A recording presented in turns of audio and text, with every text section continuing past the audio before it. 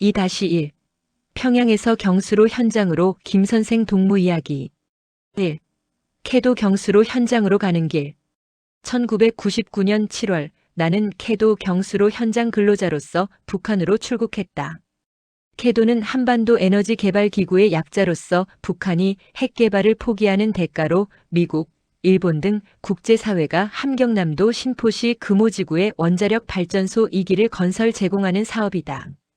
협상은 미국과 북한이 주도했지만 한국이 전체 사업비의 약 70%를 부담하며 사실상 중심 역할을 맡았다. 한국전력이 주계약자였고 현대대우 한국중공업 등이 컨소시엄으로 참여했다.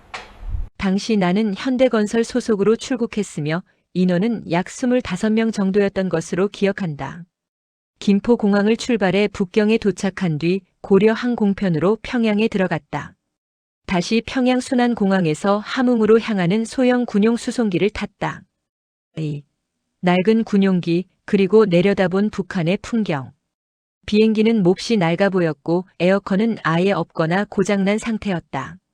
밀폐된 기내는 한증막처럼 더워서 땀이 나고 숨이 막힐 지경이었다. 북측 안내원이 손부채를 건네주자 모두가 살기 위해 죽으라고 부채질을 하기 시작했다.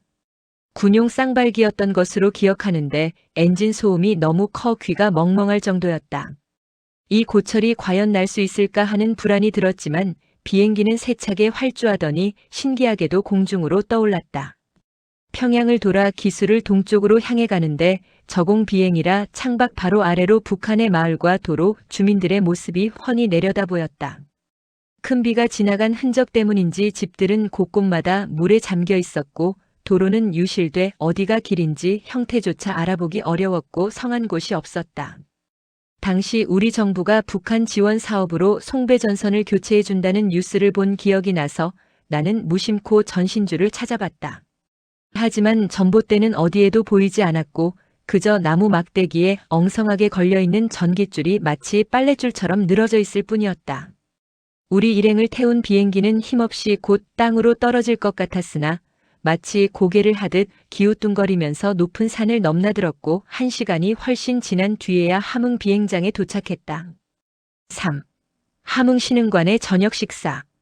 우리는 버스를 타고 오후 늦게 함흥 시내의 대형 식당인 신흥관으로 이동해 저녁을 먹었다. 평양에 옥류관이 있다면 함흥에는 신흥관이 있다. 북측 안내원은 남측 근로자들을 환영한다며 진수성찬을 차려놓았지만 솔직히 우리 입맛에는 맞지 않아 먹을 것은 별로 없었다. 안내원은 남측의 냉면은 차갑지만 여기 냉면은 온면이니 따뜻하게 드시라고 말했다. 그러나 우리의 익숙한 감칠맛 나는 육수와 달리 국물은 멀겋고 맹맹했다. 보신탕 역시 이곳에서는 반곡이라 부르는데 씹으면 씹을수록 달다고 해서 붙은 이름이라고 안내원은 말했다. 하지만 양념과 재료가 부족해서인지 맛은 무미건조했다. 4. 어둠 속의 함흥, 그리고 험난한 심포행. 저녁 식사 후 버스를 타고 함흥시를 벗어날 즈음 이미 창 밖은 어두워져 있었다. 그런데 깜깜한 어둠 속에서도 수많은 사람들이 분주히 움직이고 있는 모습을 보고 깜짝 놀랐다. 전기가 들어오지 않는 칠흑 같은 밤에 자전거를 타고 다니는 사람들, 그리고 밤낮 없이 검은 선글라스를 쓰고 다니는 모습은 묘한 인상을 남겼다. 선글라스가 멋과 권위를 상징하던 시절이 있었던 만큼 북한 사람들은 깜깜한 밤에 선글라스를 쓰는 것이 익숙한 듯 느껴졌다. 함흥에서 동해안을 따라 신포 현장으로 가는 길은 대부분 비포장 도로이며 곳곳이 파헤쳐져 길이 아니었다. 버스는 가는 내내 덜컹거렸고 우리는 거의 반쯤 일어서 있다시피 했다. 직선 거리로는 1시간 남짓이지만 실제로는 4시간 걸려 현장에 도착했다. 5. 차량 검사 담당자 김선생 동무 이야기. 발전소 공사에 투입되는 모든 장비와 차량은 울산에서 바지선에 실려 출발해 신포시 양화항으로 들어왔다. 신규 장비가 도착하면 북측 담당관에게 통보하고 검사를 받은 뒤 차량 등록증과 번호판을 발급받아야 했다. 매년 정기 기술 검사도 필수였다. 운전자 역시 북측에서 발급하는 운전허가증이 있어야만 운전할 수 있다. 이 업무를 총괄하는 사람은 김일성 배지를 단 머리가 희끗희끗한 김 선생이었다. 겉모습은 60대 후반처럼 보였지만 실제 나이는 50대 후반이다. 그의 재산 목록 1호는 방에서 지급한 출퇴근용 자전거로 틈만 나면 닦고 기름칠을 하며 아꼈다.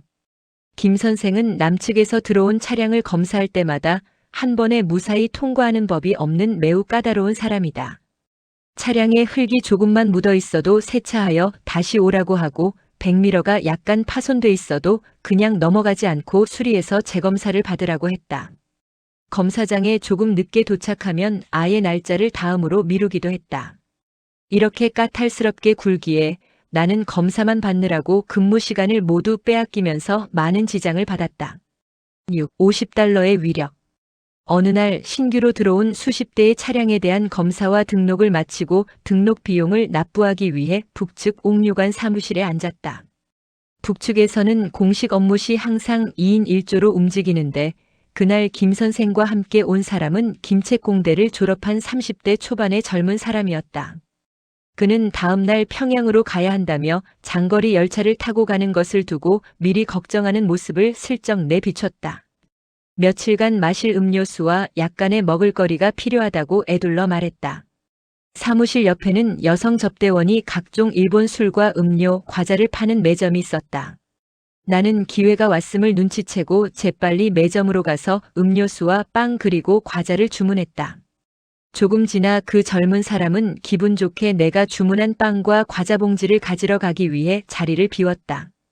그 틈을 이용해 나는 김 선생에게 차량 등록비를 내면서 슬쩍 50달러짜리 한 장을 돈뭉치 속에 끼워 넣어줬다. 김 선생은 손가락에 침을 묻혀가며 돈을 몇 번을 세고 난 뒤에야 50달러짜리 한 장이 웃돈이라는 것을 겨우 알아차렸다. 순간 눈동자가 커지고 주위를 살피더니 50달러를 재빨리 속옷 주머니에 집어넣었다.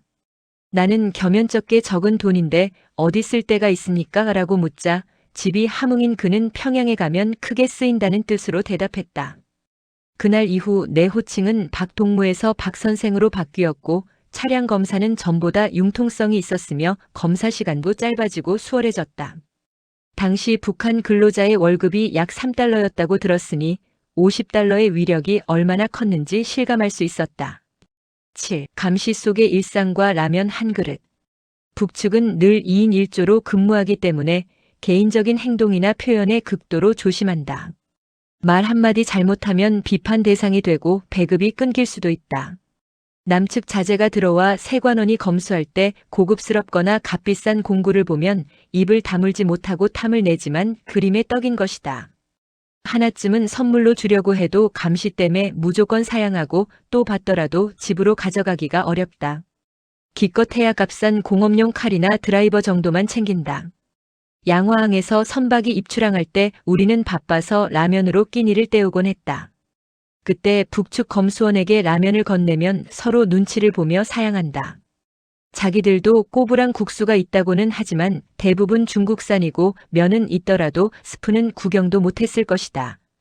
검수원이 혼자 있을 때 라면을 끓여 갖다 주면 누가 볼세라 허겁지겁 먹어치운다. 그리고 면발과 국물 맛에 감탄하여 꿀먹은 벙어리가 되어버린다. 남측 라면을 처음 먹어본 사람은 스프의 국물 맛에 기가 막혀 조용할 때 스프만 더 달라고 하는 이도 있었다. 스프 하나만 있으면 국물 맛은 완전히 달라지기 때문이다. 2-2. 함흥에서 북천까지 목탄차와 운전 허가증을 기대해 주세요.